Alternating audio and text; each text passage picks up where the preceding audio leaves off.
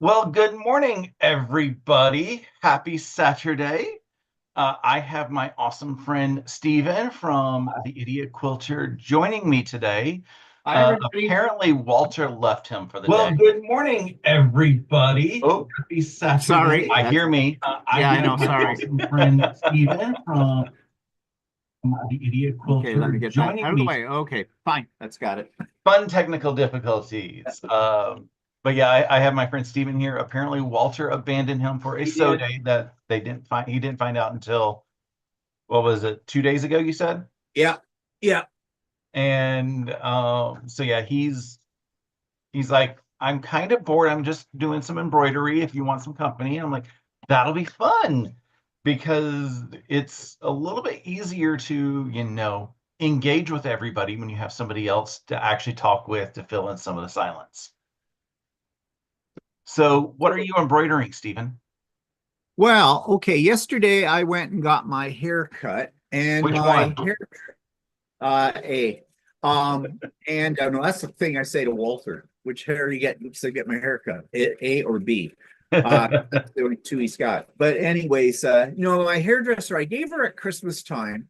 I gave her a bag set, which I think I showed on my channel. Yep.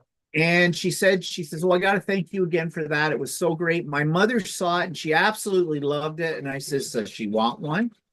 Well, she says, I'll pay for the fabric. I says, no, I'll make you one.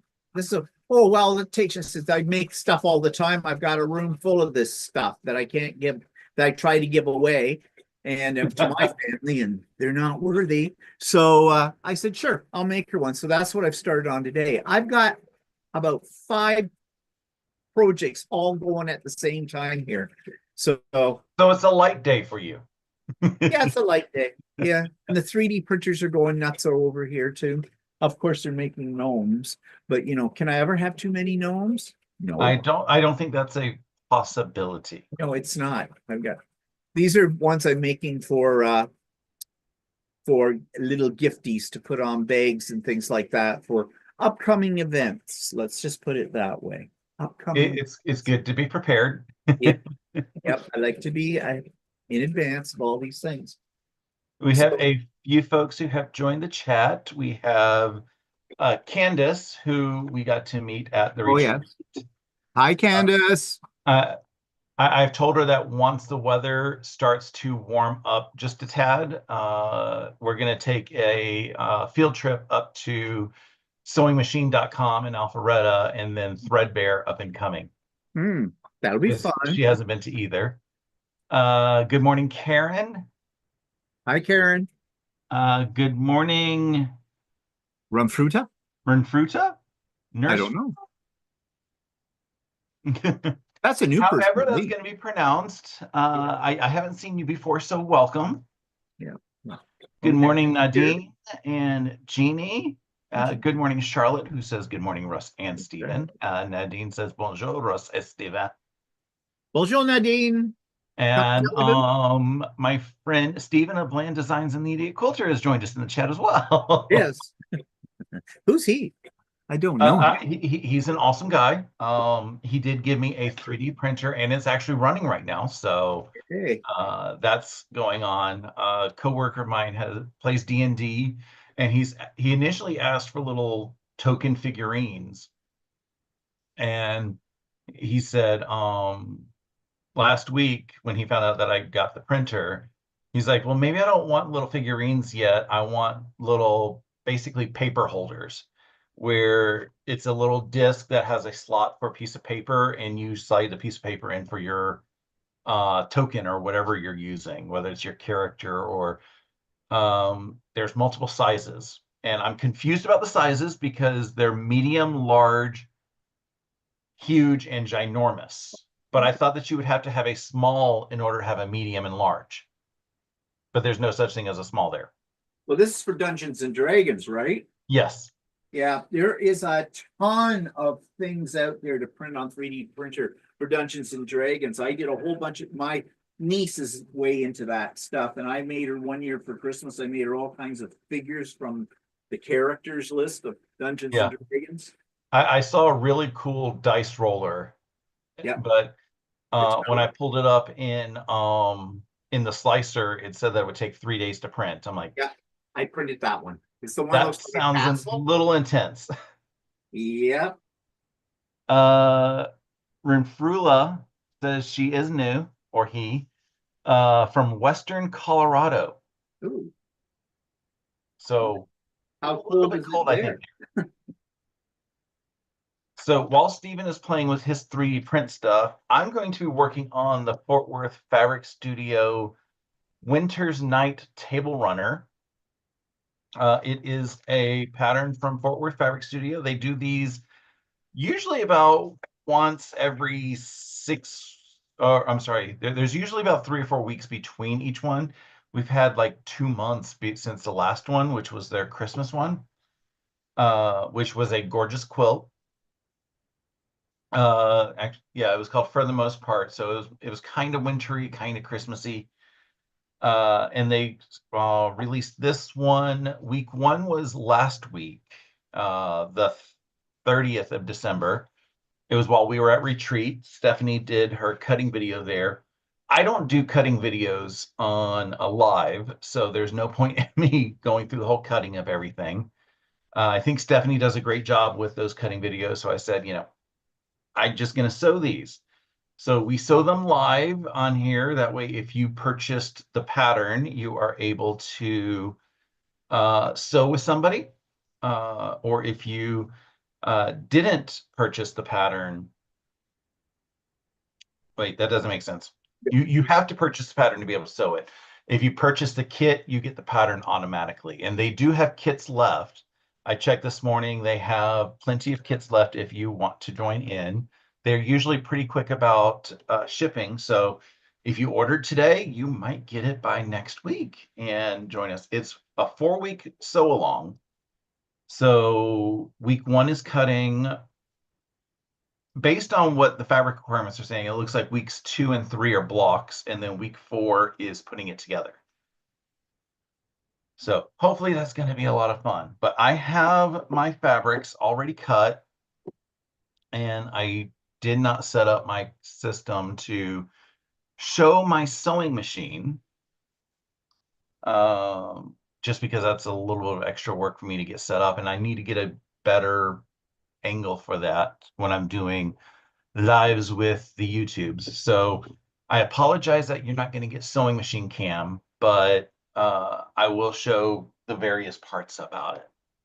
Well, you're getting my sewing machine cam, my embroidery one. Yes, we have Steven's embroidery cam, and when Steven joined the Zoom, I was like, I should probably have done that, but getting everything turned on once I've already joined the Zoom is a pain in the neck. Yeah, people don't realize the technology that we're using is sometimes kind of complicated to get the ideal way we would like it, because we're just amateurs with all of this kind of stuff. We don't have equipment that is hanging from our ceilings, and or the really cool equipment that you see in like actual television studios and stuff. Yeah. Which I have seen some of that equipment, and I'm like, really? And then you see these little tiny cameras, which are basically the same quality as the big studio equipment. I think the studio equipment stays big because the people who have learned how to operate those, they learned on heavy equipment, and that helps them make sure that they keep like the same movements that they would have had. Yeah. Plus, probably the resolution on things like that too is probably better in the bigger cameras than what we can get even with our iPhones. Well, I have heard that they have actually filmed a movie or two on an iPhone. Yes. Yeah, I have seen that. There's some stuff on YouTube about that. Yeah. And there are other industries that are primarily filming on like iPhones and stuff, just because and you can get 4K on an iPhone, I believe now. Yeah, you can. So it's just amazing how compact our equipment has gotten. Yeah. Oh, I know what most of it is. The big cameras are required because of the teleprompters. Oh, Yeah, probably. We don't have Because even teleprompters. though a teleprompter is fairly small, you need to be able to have the words be big enough so that uh, whoever is reading it can read the teleprompter. Yeah, That's probably why, it is, yeah. like, I live in the Atlanta area. I have been on several CNN studio tours before they shut down CNN Center. Mhm. And that's where I've seen the like the behind the scenes stuff, because that they would show us one of the studios that, or a couple of the studios, and if we're lucky, they're filming. Yeah, well, I've got not a sophisticated system, but I've got a system that works in most cases for me. I've got multiple cameras in various places in this room, and I have a switcher box. Uh-huh. And I can do like that fancy thing you see with my picture in picture kind of a deal there. But I have so many different things programmed in this little box, I forget which button to push. So I sometimes, wanted to get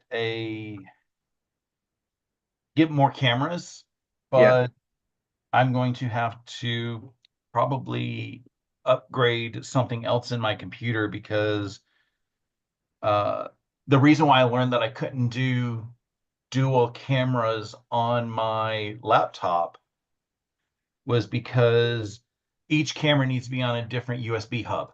Mm, yep.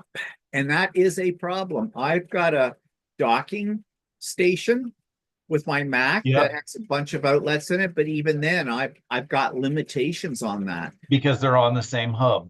Yeah. Yep. And when I finally learned it's the hub issue, not the laptop, and I was like, well, I can't add more cards to my laptop, so that's why I got the desktop. Yeah. And I've got it set up so that my two cameras are on two physical hubs inside the computer. But if I want to do more, I have to add more hubs, Yeah. which is just adding a card. I've got plenty of room, but it's not cheap. Yeah. And then I discovered this morning. Oh, now it's not going to work at all. Okay, never mind. I Uh-oh, discovered you went that black. one of my cameras is showing everything upside down, and I can't figure out why. This is new stuff here for me. So Uh, Upside down is not new with me, but that's because I see it happen a lot when I was playing Pokemon Go. hmm, Uh, every time that I would get an update on my phone, the camera in Pokemon Go would turn upside down.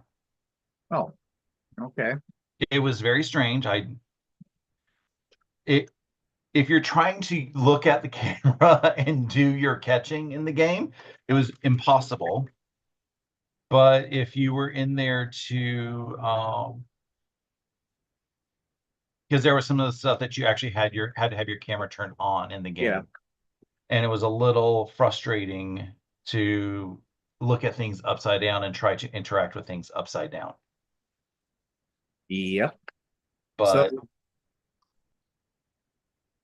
I quit that game like 2.5 years ago. So yeah, I never played it. So I'm not I miss it sometimes. I went out on my birthday because it just happened to be a raid hour day. Everyone's like, "Where have you been?" And I was like, "I told you guys I was quitting. You didn't believe me." They didn't. No. I've never ever played computer games. I never ever got into them at all. And I mean, even when I tried Candy Crush back when it was a thing, Oh, it's still a thing, is it apparently. still a thing? Because Walter got into it majorly. And I mean, he was just I running saw them up. somebody playing it recently somewhere, and I don't remember where. But I wanted to take a picture and send it to my brother-in-law because he was huge in Candy Crush. No. No, I just never was. I'm just not a game playing person, period. Like, even it doesn't have to be computer games, like even cards. I never got into cards. I never got into chess or any of those kind of things, even board games. I mean, the only thing I liked playing when I was a kid was probably Monopoly. And even then, I didn't play it very often. I was So, gonna say, so you didn't ruin families with Monopoly, but I guess you did. yeah. Well, actually, it was a bunch of people, some friends of mine that they loved Monopoly. So every time you went over to their place, you had to play Monopoly. And they changed the rules so I couldn't win all the time. We called it, their last name was Haley. We would call it, are we playing Haley rules? Yes, which means there's no rules at all. We'll make it up as we go along in our favor, and you are going to lose. That Yeah. always annoyed me with house rules and stuff that people had. Yeah. I'm like, the rule book says this. Well, this is our rules. I was like, but that's not the rules. Yeah. Charlotte says games can suck up your time. Yep, that's They for can. sure. I think, did we say hello to Colleen? I don't think we did. Hello, Colleen. Yeah. Hi, Colleen. I was going to get back to those. And Jeannie. Did we say hi to Jeannie? We did say hi to Jeannie. And hard to keep up. My Chat chat is doesn't go hard. quite as fast as yours. Yeah. But yeah, so this thing I'm working on is a bag for my hairdresser's mother.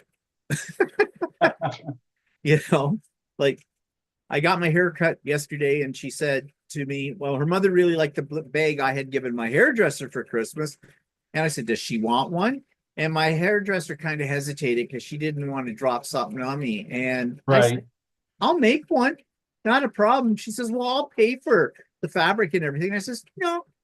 I said, you don't have to. I like making them. I don't need 50,000 tote bags in my house. Two is the max I can handle. One in each hand. So I'm making her a bag. But yeah, and I'm working on a wall hanging too, which is part of our So Chatty new series. I saw the new series was So Chatty. I haven't had time to start watching it, but I love when you do the projects that are accessible to people like me. Yeah. Well, we pulled the pattern apart because it's an OESD pattern and they want you to use about 5 or 6 different products that you only need 2 of. Yeah, I sent you, was that yeah, yesterday I sent you that cuckoo clock. Yes. And I was like, ooh, I want that. But I saw that it listed like 17 different I'm like, yeah, I'm sure it doesn't need 17 different products. Yeah, no. For most into the hoop projects, you can get away with pretty much about 2 different stabilizers, and many times not even that. You can get away with 1 stabilizer, not all this stuff that they do. And so that's why one of the reasons why we're doing this series too, to show people don't be intimidated by this. You don't need all that stuff. Yeah. And if you buy the stabilizers from OESD, it's expensive. I was gonna say they're pricey. You can get them for a lot cheaper in other places. So like we always go to the Canadian one in Quebec called Monfil. We've talked about it a lot. Yeah, that's why I was talking with Candace about sewingmachine.com. They have their brand of stabilizer, and you can even buy them in like 8.5 by 11 sheets. Yeah. And it's nice. Yeah, it's really nice to because then you're not having to unroll everything. Candace says, Stephen, feel free to send me the finished cat wall hanging. Worthy. Careful what you ask for, Candace. You never know. We're making 2 of them because Walter's doing one too at the same time. So, and he's picked a different color scheme from mine. So we're going to see. Cool. Of course, his fan club, they'll all look at Walter's and go, oh, Steve, yours is nice, but Walter's is fantastic. It's sensational. Man, I'll have to kill him. So I'm not jealous much. Candy says she loves reading, and it certainly sucks up time too. That it does. Yep. Yeah, I love reading too. Always have. I do that. That's the last thing I do before I go to sleep every night. I used to spend like an hour or so in Chick-fil-A, only as long as it stayed quiet. on Saturday mornings, and I would just eat breakfast and read my books on my Nook. Do you read a real book or do you read an ebook? I was reading an ebook at the time. Yeah. I have some real books too, because nothing takes away the feel and everything of a real book. Well, that's what I used to think.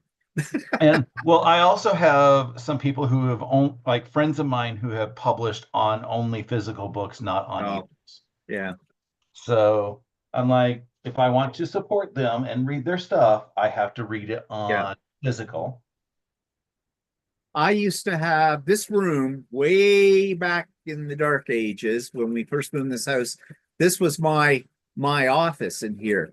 And what's now my fabric shelves behind my design wall, that was all books and it was all school related because I had binders of lesson plans, I had books, I had books all over this house. I now have about 5 books. I got rid of all of the books. I wasn't going to read them again. If I want to read them again, I have my Kobo, which is the Canadian equivalent of a Kindle. Uh-huh. And I love ebooks because I can adjust the font size, Yes. my eyes, I can light it up, like if I wake up at 2 o'clock in the morning, can't get back to sleep, Walter's still asleep. I don't turn on the lights. I turn on my ebook and just turn down the lighting setting a little bit so it doesn't bother him. Not that anything would bother him anyways. He sleeps like Right. the dead. But I just love it. And it transfers over to my iPhone. So if I'm waiting someplace, I can just pull it up on my iPhone and read there. I love them. I used to love them. I always said I was never going to go this route because I love the feel of a real book. But I've got over that. Oh, I will tell you, I was excited when I had the option to get my Nook and load it up with like freebies from like archive.org and stuff. Because Yep. there's a lot of public domain stuff. Oh, yeah. I know I should have read this in school, but I wasn't interested. Yeah. And like I probably should read this and experience and stuff like that. There was other stuff that I did read when I was in school, and people are like, "Why are you reading this?" And the teacher's like, "I'm glad you're reading that." Yeah. So, I mean, I needed the space for fabric. So books by, fabric in. Yeah, there we go. And I think I've had about 4 different versions of the Kobo over the years. Uh-huh. Because they keep coming out with a better one. So I'm waiting now. There's probably going to be a new one come out soon again. I've had this one for about 3 years now, and it's probably they'll come out with something even more spectacular with the features on it. So I may have to get another one. But My sister and I are in the Nook universe, which is Barnes and Noble. oh yeah. And she has gone through significantly more because while she was between homes, what is this, 7 or 8 years ago, the folks that they were staying with, their dog ate her Nook. Oh, okay. And they didn't pay for it either. Oh, ooh. Yeah, there was a little bit of drama and her asking the family chat, am I the a-hole because I want him to pay for it? And we're like, no, his dog shouldn't be doing that. Yeah. No, that's true. I see that Charlotte and Nadine and that are talking about Audible. I can't get into the Audible books. For some reason, I can't concentrate on it in the same way as I can with a book. My mind starts to wander, and then I don't know, what are they reading with it? My cousin, I don't know whether it's Audible books or if they're just podcasts that she listens to that are Audible like, but she loves them. The only book that I have done through audio was one of the, and I don't remember if it was just for Princess Bride, but Carrie Elwes did a audiobook, And I know there were stories about that in there. Yeah, And I would listen to it to and from work, but my commute was never really long enough to get fully into a chapter, and then I have to sit there and rewind to get caught back up to where I was because I never ended at a chapter. yeah.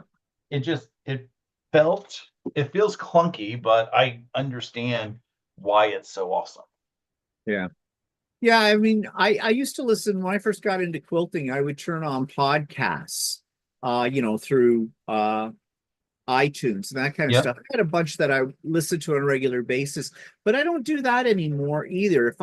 I've got a couple of things that are like a podcast, but they're in video format on YouTube that I do put on, and I don't need to watch them because that's the other thing I can't do. And I know a lot of people can sew and watch like a movie or something. I Mhm. can't do that. I get sucked Pull into my it. fingers to the furniture if I try to do anything like that.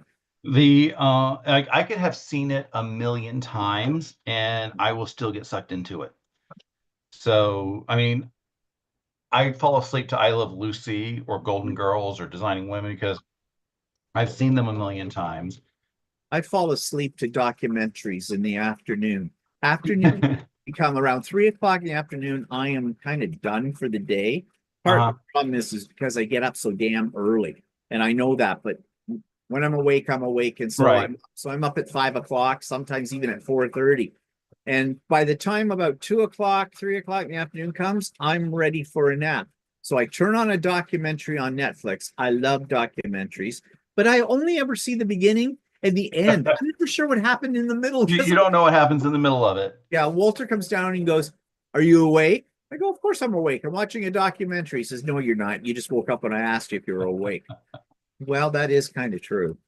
So, Yeah, I have seen like Rent and Newsies and some of those things a million times. And like even Star Trek and stuff like that, I've seen episodes a million times. But if I have it on in here, I will just sit here and be like, yeah, and you know, nothing new is coming out of it. no, no, I can't divide my attention that way. So, not without a disaster. Uh, what are people saying here? Charlotte says she wears headphones when using Audible, otherwise she gets distracted. Yeah, That's actually, an interesting idea, doing headphones, because like if I'm at work, I'll wear headphones and that helps keep me focused. So maybe I have to just headphone my stuff.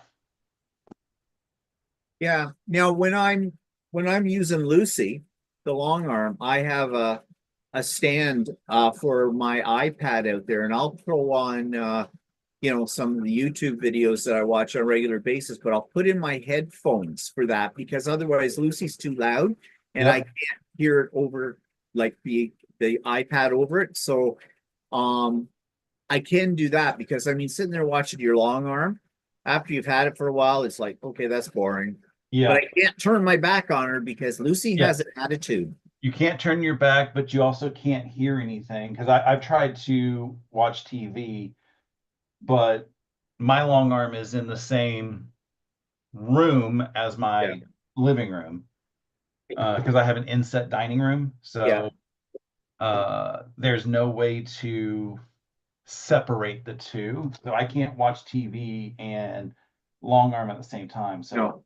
maybe I No. need to figure out how to get my TV to pair with my earbuds. Yeah.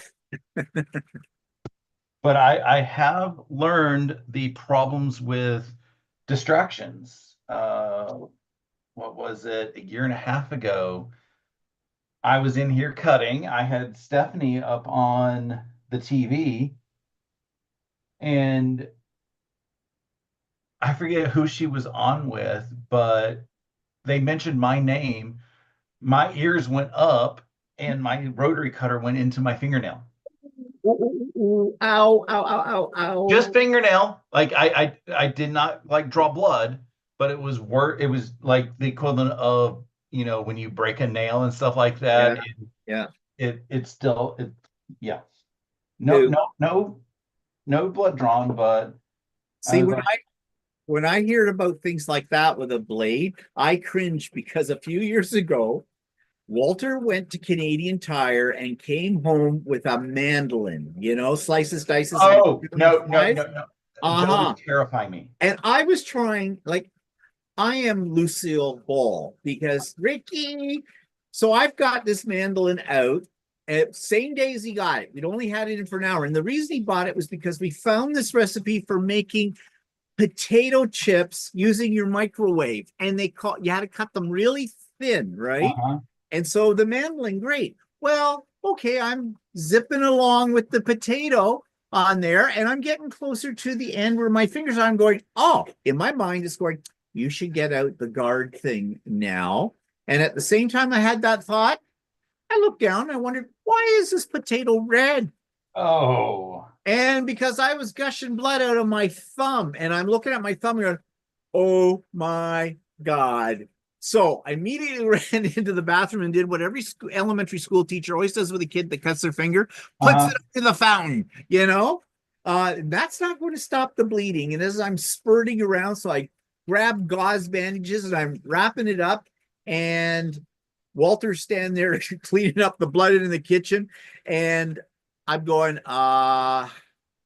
this is not going to stop bleeding. It's soaking through this gauze. So we went to an emergency walk-in, not far from where we live, went in, sat down, doctor on call. And this was in the evening on a weekend, like a Saturday night. Oh. Doctor comes in and he says, okay, what did you do? And I says, I had a mandolin accident. And he goes,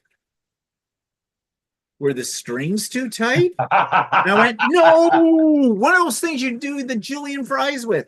And he says, oh. So he looks at it and he goes, oh, calls in the nurse, I guess, or whatever. So they use silver nitrate on me.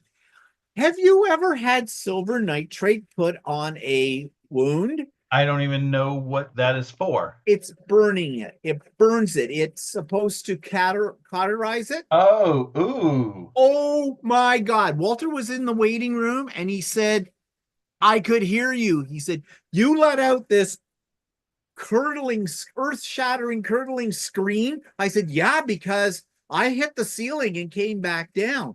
And because this stuff like burns, like, Yeah. and the pain was incredible. And then he wraps it up in the whole bit and he says, okay, well, hopefully this will, stop the bleeding.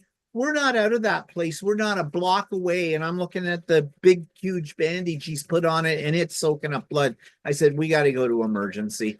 So we went to emergency hospital, went into triage. What does the nurse, the receptionist say? I said, okay, I've cut my finger with a mandolin. I've been to a thing. They use silver nitrate. It's not working. I got to see somebody. She goes, how did you cut your finger on a musical instrument? And I went, what is with you people? I am not laughing here. And they really believed it was a musical. I said, no, it slices, dices, and my finger right now is a julienne fry. So saw the doctor. He comes in, young guy on call. He looks at it. He goes, oh yeah. He says, he said, it's too awkward. He says to put stitches in it. He says, so we'll have to cauterize it. And I went, oh, that's what they just did to me with silver nitrate. And I said, that hurt a lot. He says, well, didn't he freeze your finger first?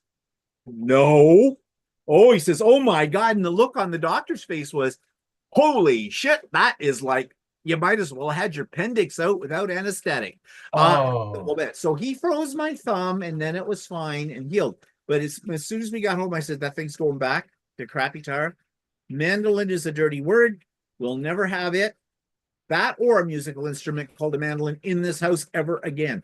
And there never is. And my thumb to this day, if I see someone using a mandolin on a cooking show, like they terrify me, especially on like Worst Cooks in America and stuff like that.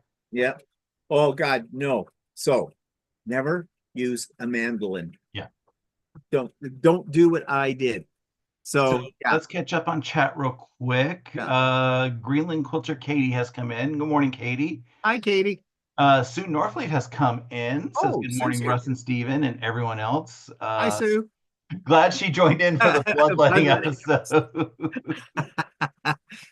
What else we got? Candace says that she may have shredded skin mixed with shredded cheese before. Oh, okay. Yum. Yeah, because the box cut shredders are bad too. Oh, yeah, yeah. Yes, they use And silver Candace said they nitrate. used silver nitrate on her son's belly button when he was a couple weeks old. Oh, It wouldn't close goes up on up its good. own. Oh, Oh, ow. Ow, ow, ow. yeah. There was I lovingly call the wellness center the school nurse. We've had some that are really good nurses, and we've had some that are basically school nurses. And during the period that we had a really good one, she wanted to get or she basically ended up convincing them to give permission to remove skin tags and stuff like that because they're just an easy, slice off, put a band-aid on and everything. Yeah. So I had a couple removed from my shoulder. And yeah, I mean, they never bothered me, but she saw them during the physical and said, let's remove these. I'm like, okay, sure, why not? And I'm in the restroom about half an hour later, and my shirt is trying to like has a big giant blood splotch up here, Hmm. and because it went through the bandage. So Right. I walked right back over to the wellness center, and I was like, well, I know how to get the blood out of my shirt right now because saliva. And she's just looking at me like, you know this? I was like, well, yeah. I'm a And she had to get out the cauterizer. Apparently they have maybe had the little portable cauterizers that are run off of a couple batteries. So it's a one-time use one. And just the smell, you know the smell of Oh, actually yeah. Oh, yeah. does that, yeah. I was like, I really don't want to deal with that. And it essentially ruined the shirt that I was wearing, and it was her favorite shirt that I had Right. because apparently I look good in it. Yeah. So while we were doing all this chatting, I managed to get the center square and a square done Hmm. and all of the flying geese. So now I just got to put these flying geese into pairs, and then we can put the block together.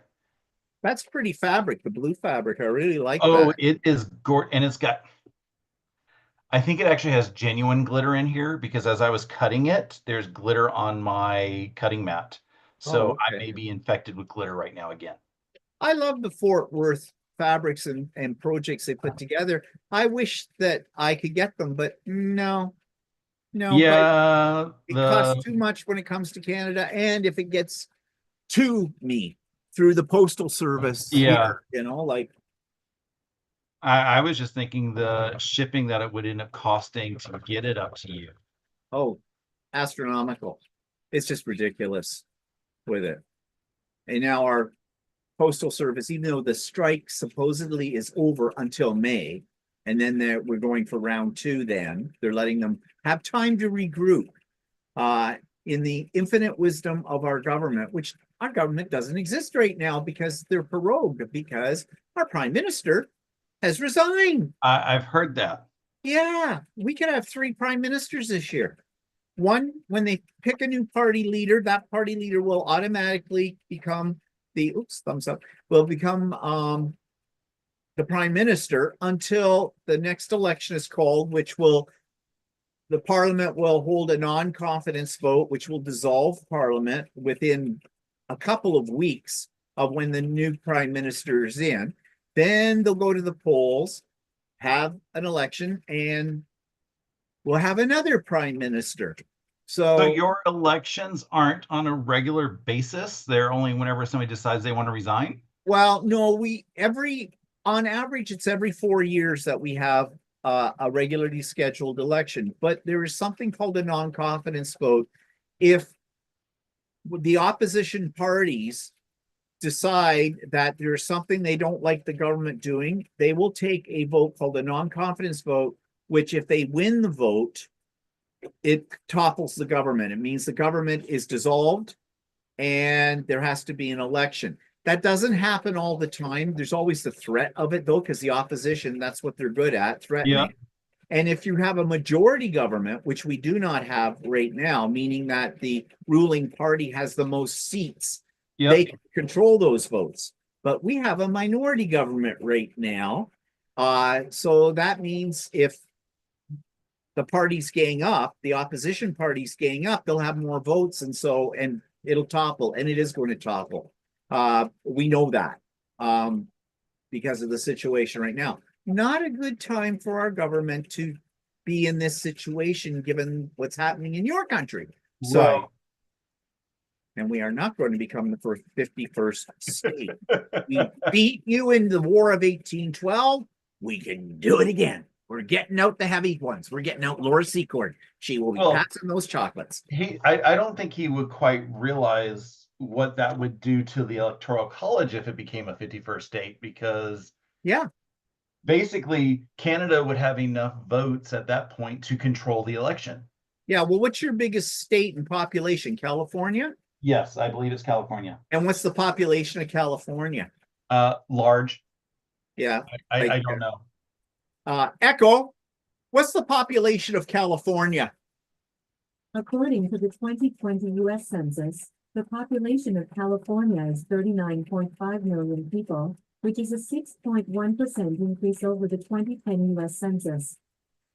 Okay, so we have just over 40 million people in Canada, so it would be close.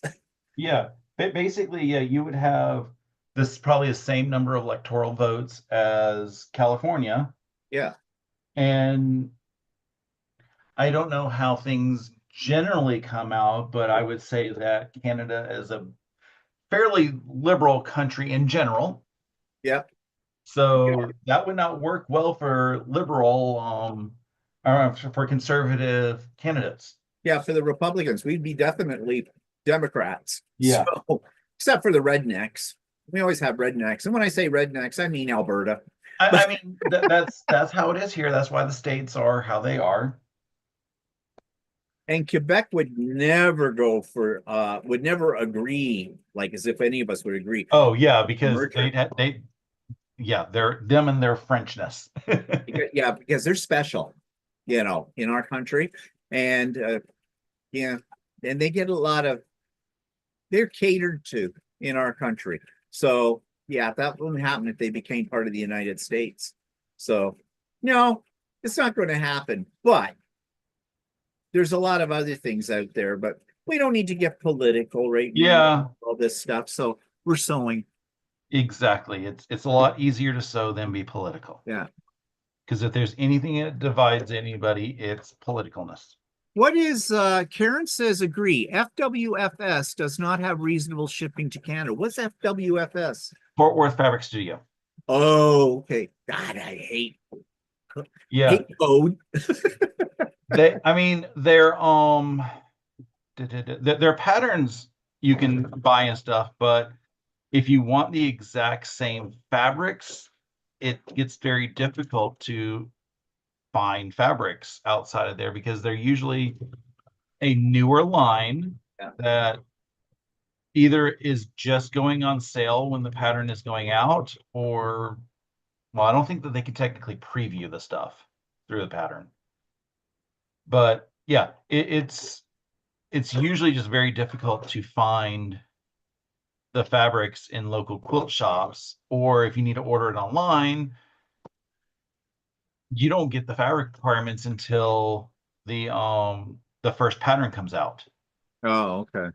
So that's their way of convincing us to buy the kits, I think, is not giving us fabric requirements until the pattern comes out.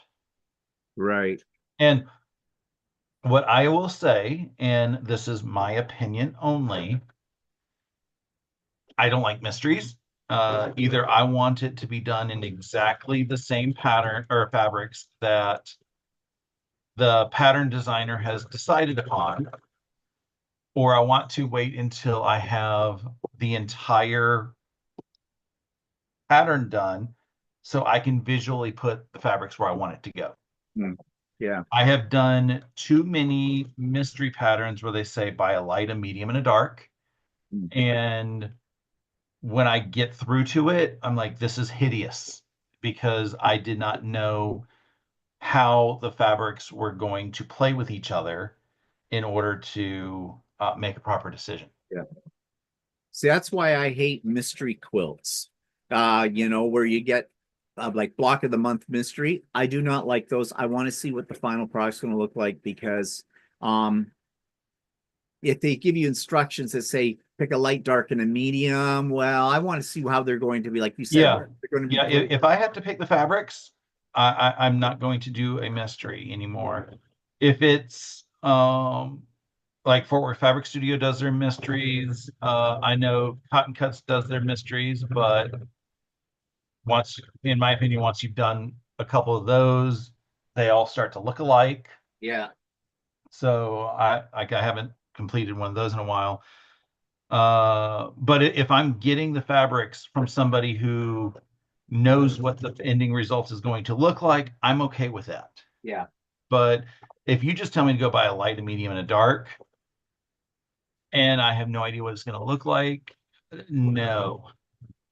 No, that's It seems like the only way that those seem to come out okay is if you do it in red, white, and blue fabric. Yeah. Well, speaking of fabric choices, though, like the all the fabrics that I've seen you and Stephanie using from Fort Worth there, I really like. But Walter got some fabric. He got a layer cake down at Common Threads when we were down in Dahlonega. Uh-huh. And it's really nice fabric, but he wanted more of it. Yep. So he went to Kawartha Quilting, one of our stores up here, and they had it. And I loved it too. So I'll show you what I mean here. I think I can switch my camera so you can see that. Oh, no, that's not the one. No, Recursion me. no, I guess I can't show it to you. Anyways, it's really nice. Let me get back to, where am I? There we go. It's called what's it called? Phantasma, I think. Yeah, Phantasma by Kaufman. I really like it. So I bought 8 meters of it, 4 different colorways. I did see that layer cake when we were first walked in and stuff. And my reaction was, ooh, I like this. But it was also, I don't know what I would do with a layer cake, and they didn't have any of the yardage. Yeah. I see Nadine says French are not strange people. The ones in Quebec are. They are strange, very strange. In fact, I think even people in France think that the Quebecois are a little bit off the mark there too. What else people? Oh, Diana is here. Yes, good morning, Diana. I'm reading Katie's comments, but I'm not going to give them the audio version of it just because it gets to be a little bit too political. Yeah. So I've read it, Katie, but yeah, I'm not going to stir up that pot. Yeah. Dubrovka's here. Hi, Stephen. Nice to see you on here. Hi, Russ. Cooking Hi, and Dubrovka. watching. Cooking and washing. Are you using a mandolin?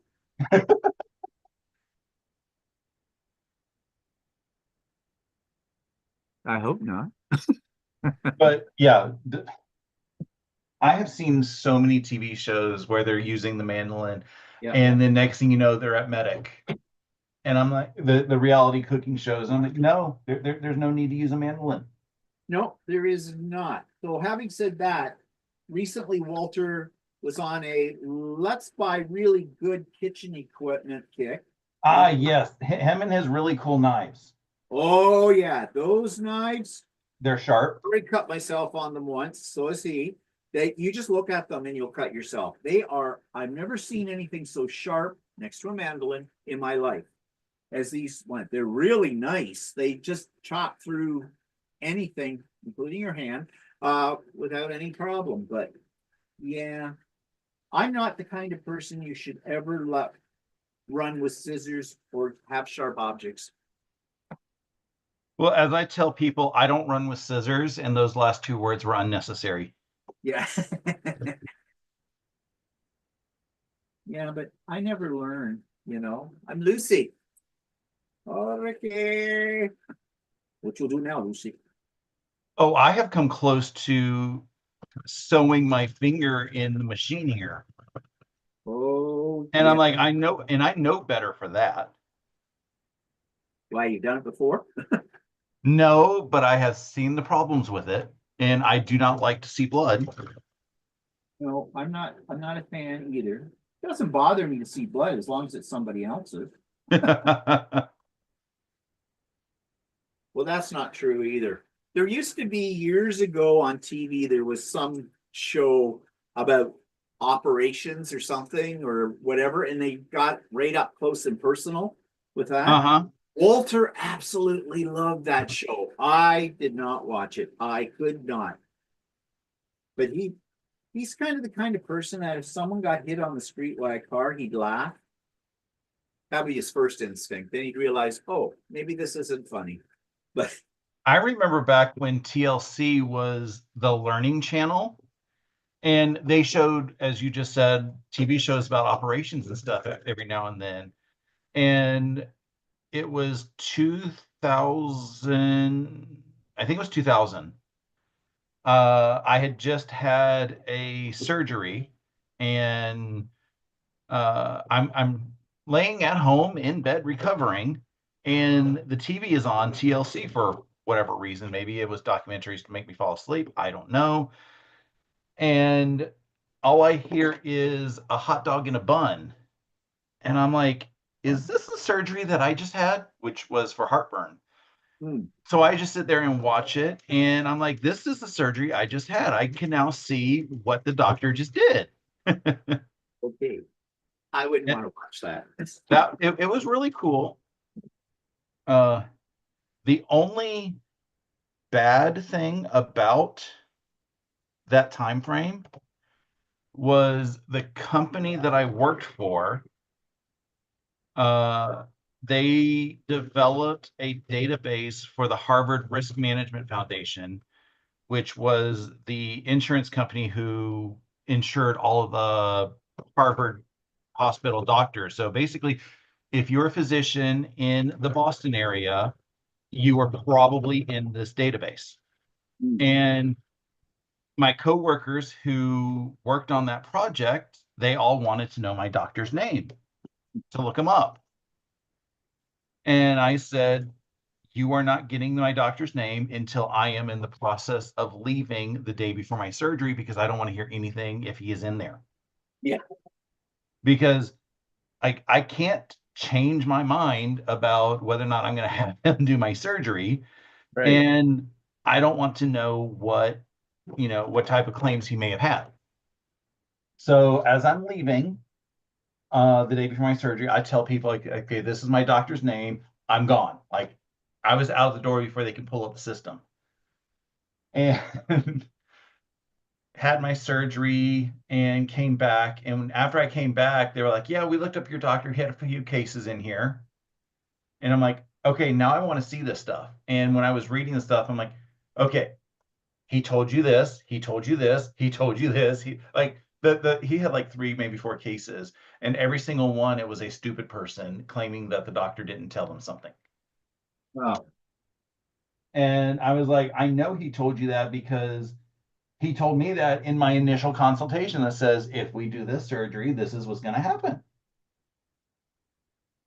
Right. So, yeah. No. Yeah,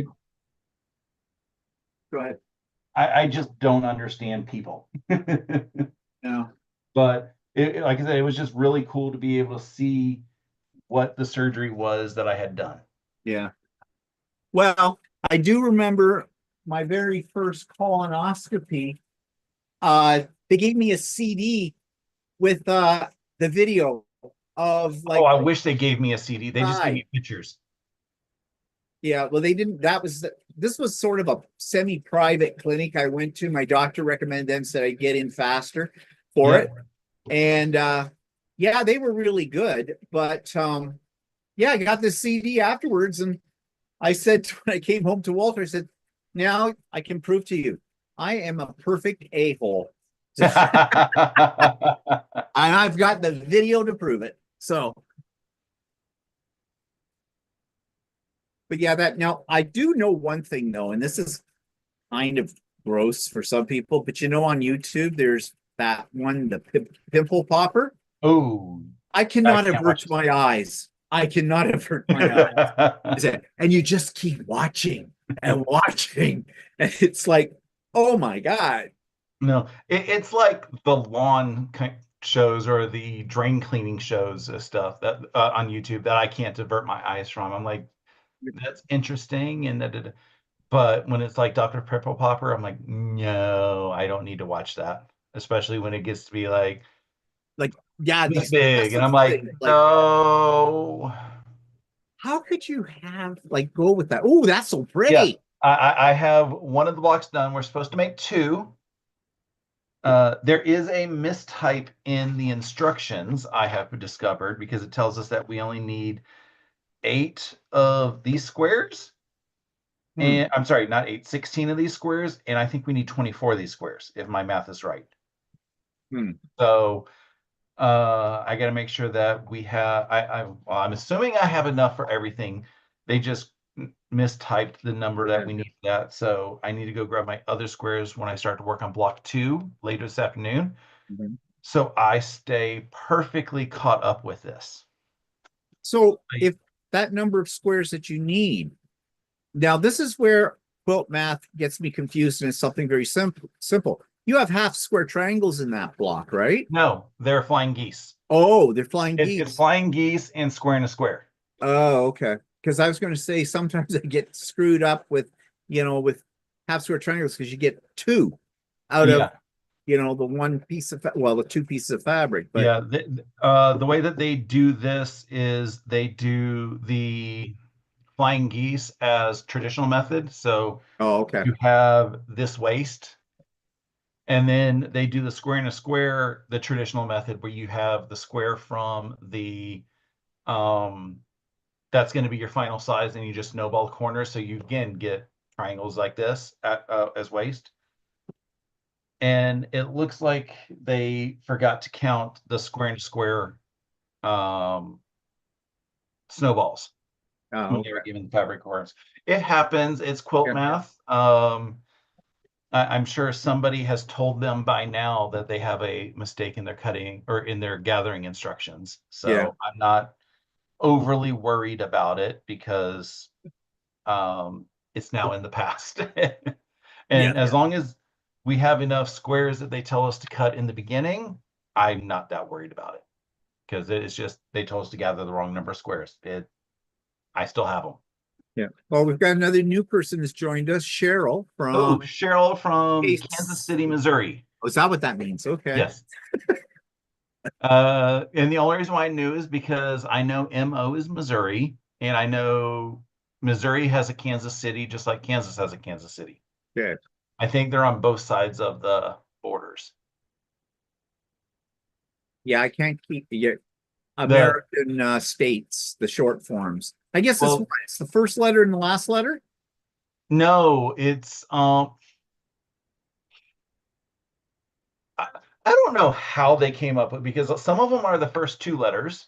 Oh, Some of them are first and last letter. Some of them are the initials, like South Carolina is SC. And then, you have Alaska and Alabama, which are both beginning with AL and ending in A. oh, right. So Alaska is AK and Alabama is AL. Oh, okay. So I don't know what type of method. There was a video that I saw on YouTube where they were basically saying, well, let's do it as the first 2 letters of something, and then like it starts with A, and they go, okay, Alabama, you're AL, Alaska, you're A. Oh, okay, we'll come back to you. And Mississippi and Missouri both start with MIS, so Mississippi got to be M. Oh, and Michigan is MIC. So Michigan won with MI. Missouri got to be MO, and Mississippi got to be MS. So I don't know. I mean, I'm sure there is a logical solution that they came up with to do that. It's just an awful lot to remember because you got over 50 states, whereas we have only 10 provinces, so it's not as hard for us. And we do it like Ontario is ON, and then you have Prince Edward Island is PEI. Newfoundland is NFL or NF. Well, when I was growing up, it was either initials if it was like South Carolina or North Carolina, or it was the first few letters of the name. So Massachusetts was MASS, Mississippi was MISS. I don't know what Missouri was, but we ended up doing it that way. And honestly, you really don't even need to put the state on there anymore if you have the zip code and as if the zip Oh, code is right. correct. Yeah, Because apparently you the still zip need code- to do that here. The zip code actually gets you to a specific post office. The 5 digits gets you to a specific post office. And then apparently if you do the +4, it gets you to your exact address somehow, which is confusing because that suggests that there's only 10,000 houses or 10,000 addresses in a post office. And I'm sure there's more than 10,000 addresses in my post office. So maybe it gets us to a portion of the route or something. I don't know. Wouldn't matter how we put it, address it. It may not get to us because, you know, you have to have people who can read. And that's not be a requirement of our post office. That is something that I learned from another YouTube video. Tom Scott did a video about the United States Postal Service. They have the most advanced character readers out there. So the handwriting stuff. So it translates like 99 point something percent of all of the letters out there that it can read most everybody's handwriting. And if it can't read your handwriting, it goes to like it takes a picture of it, and then it ends up getting put in like a loop in the sorting machine, and some human is actually going there reading it, and all they have to do is type in the number and like the first 3 letters of the road name, and it's able to figure out where it's supposed to go. That's pretty cool. But you have that and they've cut it down that there's only one of these left in the United States, and I forget where it's located, but that you have to be able to do so many addresses an hour or a minute, whatever they metric that they use. Otherwise, you can't cut it. Oh, you mean like for a person? Yeah, per person. So maybe you have to complete an address every 5 seconds or something like that. So you're sitting there reading it, and then you have to type it in what you read. And that's how mail gets sorted, because I guess at that point it gets a little barcode printed on it that says this is where the address is. And as it's going through all the sorting stuff, it just reads the barcode. Oh, okay. It seems like magic. I know smart people have been messing with it for many years since computers going. Like now here in the United States, we have a service from the post office that says informed delivery. So I get an email every morning that says, these are the letters and packages that are scheduled for you to be delivered today. Whoa. And it takes a picture of the front of it. I mean, obviously they can't open it up. Yeah. But like right before Christmas, I knew I was expecting a Christmas card from my sister on this day because I saw the picture of the card. And packages, they'll show up a day or 2 in advance in your stuff as soon as, because it knows where the package is going. So they can get put into there a few days ahead. So I'll know I have a package coming. I mean, we get notifications for packages. If you're registered with for that service, you'll get an email saying, such and such, if it has a tracking number, it's out for delivery or something like that. But that's only for packages. We don't get anything like that with letters. Yeah, we get, I mean, obviously the big ones like FedEx and UPS give us package notifications as well, but the post office will give us in our informed delivery everything that we're supposed to be getting that day. Yeah. It's really handy. I always forget by the end of the day if I'm getting mail or not. So I'll still go down to the mailbox and then I'll check. I was like, oh yeah, I didn't get an informed delivery email today. Or if I have something that has just a package in it, but no letters, it'll tell me and I'll know what to expect. It's been handy, and it also lets you know if something did not show up. That would be more handy. Yeah, that's the part that I think is more handy because I've had my electric bill end up getting put into the wrong mailbox, Mm. so it didn't show up. Mhm. I know as soon as the electric bill comes in, go online, pay it, but it prevented me from seeing the physical paper. Again, pulled it up online, I had it, but I don't think that there's been anything important that I've had misdelivered, but I have had, stuff delivered to me that was intended for a neighbor. Right. So obviously I'll give the neighbor their stuff because it's easier than trying to send it back and stuff. Yeah. But I'm just like, yeah, it's really handy to know if I miss something or if I'm expecting something. It's not 100% perfect. The junk mail Yeah. does not get listed as it's coming Oh. in today, but just about everything else does. Well, that sounds good. Ingrid has joined us. Yeah, Ingrid has joined us. I also saw Christy Oh Fox yeah, Chris Nelson from Fox. Yep. Oklahoma, another new person. Yeah. Welcome, Christy. Yeah. Welcome.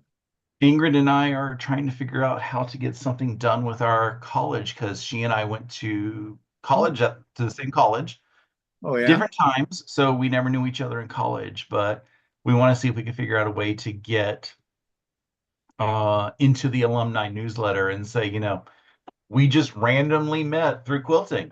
That would be interesting. Yeah. So I'm waiting again for informed delivery to tell me I have something coming from them so that Yeah. I can look it up and say, okay, now I know how to get a hold to the college. Yeah. True. But now that I have my block done and I have to get another block done at some point today and I have to get stuff ready for this evening, I think we're about to call it quits. This evening, I will be on with my friend Stephanie and Ingrid, and I think we're going to have Bev and Julie, the four of us on sewing up the next month of dragon fruit. We're on month 3, so we are working on that. I still haven't done all of my blocks from weeks 1 and 2, or months 1 and 2, but we are on month 3, which I'm now looking to see. Oh, these are gorgeous fabrics.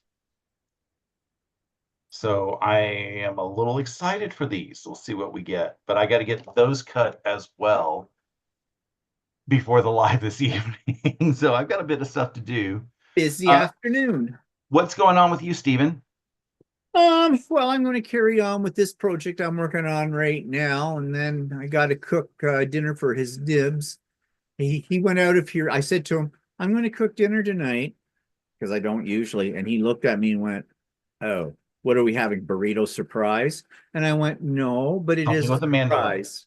Yeah, and it won't involve a mandolin. So yeah, so I'm going to do that, and yeah, carry on with whatever other things. I've got lots of projects to work on, so I won't be bored. But anyways, Awesome. thanks for letting me crash here today. Because Thanks for joining. It's been a blast, and hopefully we can do this a little bit more often at times. be fun. Yep, for sure.